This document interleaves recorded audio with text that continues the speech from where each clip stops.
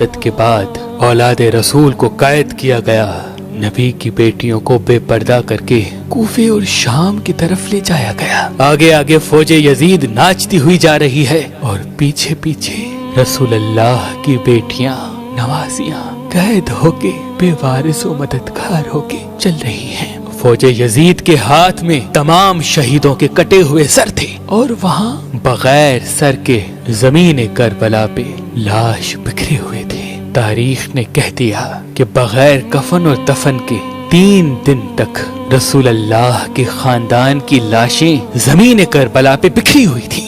بس 13 محرم 61 ہجری کو جب آس پاس کے لوگوں نے یہ معلوم کیا کہ فوج کا پہرا کم ہو گیا ہے، چلو نہر فرات سے پانی بھر کے آتے ہیں۔ بنی اسد کی کچھ عورتیں جب نہر فرات سے پانی بھرنے لگی تو دیکھا کربلا کی زمین پہ لاشیں بکھری ہوئی ہیں، کہیں کسی کا بازو، کہیں کسی کا جسم۔ انہوں نے جب اس عالم کو دیکھا تو روتے روتے اپنے مردوں کے پاس گئی اور کہنے لگی، اے رسول اللہ کا کلمہ پڑھنے والو، اس زمین کربلا پہ رسول اللہ کا خاندان تھا، شاید یزید کی فوج نے ان کو قتل کر دیا، ان کی لاشیں بکھری ہوئی ہیں، ان کے خیام جلے ہوئے ہیں، آؤ ان غریبوں کو تدفین کرتے ہیں۔ ان مردوں نے کہا، کیا پاگل ہو گئی ہو کیا؟ یزید نے قتل کیا ہے، اگر ہم ان کو تدفین کریں گے تو ایسا نہ ہو کہ یزید ہمارا بھی دشمن بن جائے، چھوڑ دو، کوئی نہ کوئی آئے گا تدفین کر دے گا۔ ان عورتوں نے کہا، تعجب ہے کہ تم اپنے آپ کو مسلمان کہلاتے ہو، رسول اللہ کا کلمہ پڑھتے ہو اور ان کے نواسے بیٹوں کے لیے یہ مودت رکھتے ہو۔ کیا کہا تھا رسول اللہ نے کہ میں اجر رسالت کچھ نہیں مانگتا سوائے اس کے کہ میری آل سے محبت کرو، مودت کرو۔ اگر تم نہیں جاتے نہ جاؤ، ہم جائیں گے رسول اللہ کے نواسے کو تدفین کرنے۔ بات جب یہاں تک پہنچی تو ان مردوں میں سے کچھ کی غیرت جاگ گئی اور وہ عورتوں کے ساتھ زمین کربلا پہنچے۔ بس ان کا زمین کرب و بلا پہنچنا تھا، دیکھیں کہ کسی کے تن پہ سر نہیں، کس کو کس طرح تدفین کریں۔ انہوں نے سوچا کہ ایک بڑا سا کھڈا کھودتے ہیں اور سب لاشوں کو اس میں تدفین کر دیتے ہیں۔ وہ کھڈا کھود ہی رہے تھے کہ اتنی دیر میں معجزے سے ایک گھوڑے سوار آیا۔ انہوں نے سمجھا شاید کوئی سپاہی ہے، پوچھنے لگے، کون ہو تم؟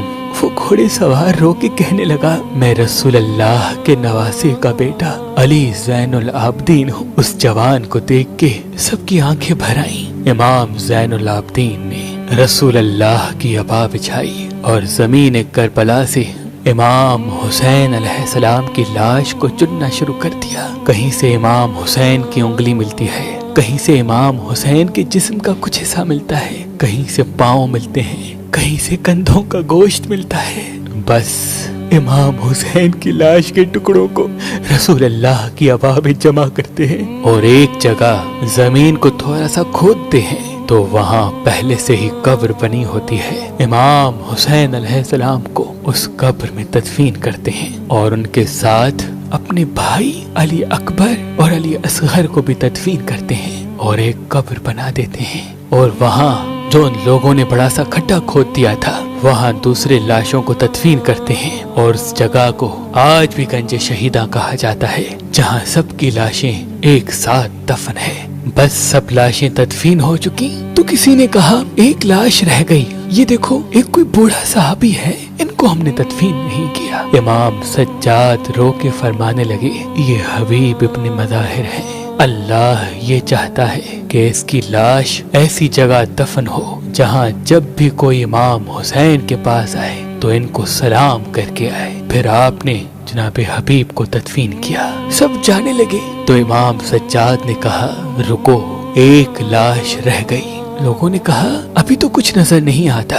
امام سجاد نے فرمایا، آؤ نہر فرات کی طرف۔ جیسے ہی جانے لگے ایک بازو نظر آیا، اور تھوڑا آگے بڑھے دوسرا بازو نظر آیا، بس تھوڑا آگے ہی چلنا تھا تو جناب ابو الفضل عباس سلمدار کی لاش نظر آئی۔ جناب غازی عباس کو اسی جگہ تدفین کر دیا جہاں وہ گھوڑے کی زین سے زمین پہ آئے۔ آج بھی قبر عباس اور قبر حسین ایک دوسرے کے آمنے سامنے ہیں۔ سلام ہو رسول اللہ کے کنبے پر، سلام ہو رسول اللہ کے فرزند پر، سلام ہو ان غریبوں پر جن کی لاش 3 دن تک بے گور و کفن رہی۔